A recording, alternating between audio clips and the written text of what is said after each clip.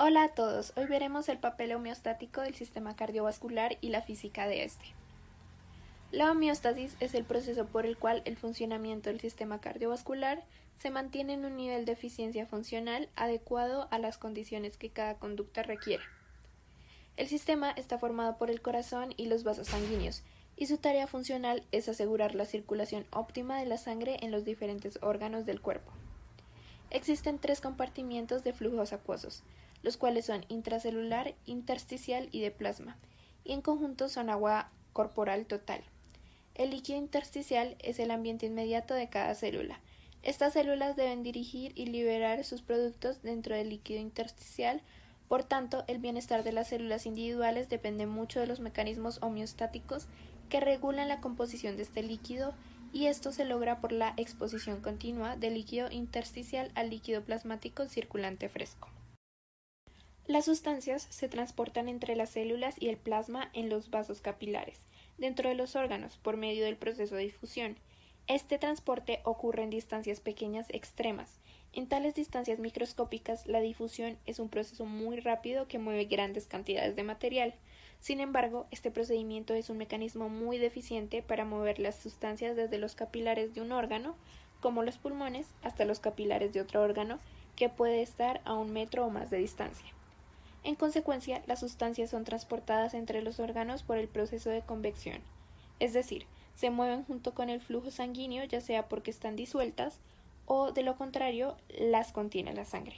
En esta figura se ve el arreglo funcional total del sistema cardiovascular, donde el corazón aparece en tres lugares, como la bomba del corazón derecho, como la bomba del corazón izquierdo y como el tejido muscular cardíaco. Por ello, el sistema cardiovascular se considera como la circulación pulmonar compuesta por la bomba del corazón derecho y los pulmones, y la circulación sistémica en la cual la bomba del corazón izquierdo proporciona sangre de composición idéntica a casi todos los órganos sistémicos dispuestos y que funcionan en forma paralela. Cualquier flujo de sangre que haya pasado a través de un órgano sistémico regresa al corazón y se bombea a través de los pulmones, donde se intercambian el oxígeno y el dióxido de carbono. De este modo, la composición de los gases de la sangre se reacondiciona siempre de inmediato después de salir de un sistema orgánico. Las circulaciones pulmonar y sistémica están dispuestas en series, por ejemplo, una después de otra. En consecuencia, los corazones derecho e izquierdo bombean cada uno un volumen idéntico de sangre cada minuto. Esta cantidad se llama gasto cardíaco.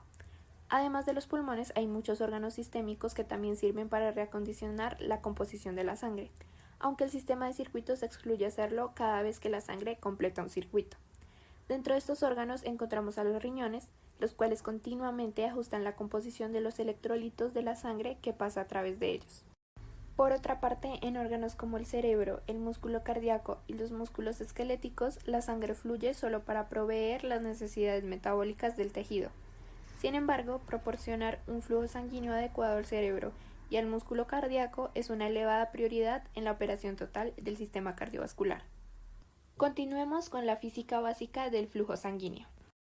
Esta busca mantener la homeostasis intersticial. Esto requiere que una cantidad adecuada de sangre fluya de manera continua a través de los millones de vasos capilares del cuerpo.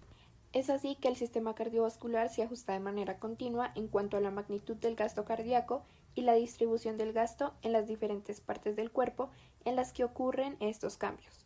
Para comprender la operación del sistema cardiovascular, debemos entender la relación entre los factores físicos que determinan el índice del flujo de líquido a través de un conducto, que tiene una longitud y un radio interno, a través del cual fluye la sangre.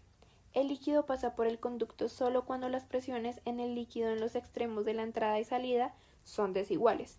Por ejemplo, cuando existe una diferencia de presión entre los extremos. Estas diferencias de presión proporcionan la fuerza motriz para el flujo, debido a que se desarrolla fricción entre el líquido en movimiento y las paredes estacionarias de un conducto. Los vasos tienden a presentar resistencia al movimiento del líquido. Esta resistencia vascular es una medida de las dificultades para que el líquido fluya a través del conducto. En este caso, se puede determinar la relación esencial entre flujo, diferencia de presión y resistencia en la siguiente ecuación básica del flujo. Flujo es igual a diferencia de presión sobre resistencia. La ecuación básica del flujo puede aplicarse tanto solo a un conducto como a redes complejas de conductos, es decir, al lecho vascular de un órgano o a todo el sistema. En esta ecuación básica hay solo dos maneras en las que puede cambiarse el flujo de la sangre a través de cualquier órgano. Se cambia la diferencia de presión a través de su lecho vascular o se modifica su resistencia vascular. Las ecuaciones pueden combinarse en una expresión conocida como la ecuación de Poiseuille, que incluye todos los términos que influyen en el flujo que pasa por el vaso capilar cilíndrico. De nuevo, se debe tener en cuenta que el flujo solo ocurre cuando existe una diferencia de presión. También debe considerarse una vez más que para determinar una diferencia de presión, el radio del conducto tiene una influencia muy grande en el paso del flujo. Y se considera que la longitud de los vasos y la viscosidad de la sangre son factores que influyen en la resistencia vascular. La tarea principal de la bomba cardíaca es conservar la presión dentro de las arterias más elevadas que dentro de las venas, ya que la diferencia de presión es idéntica a través de todos los órganos sistémicos. El gasto cardíaco se distribuye entre los diferentes sistemas orgánicos con base en sus resistencias individuales al flujo sanguíneo. Debido a que la sangre fluye a lo largo de la vía de menor resistencia, los órganos con relativa poca resistencia reciben mayor flujo.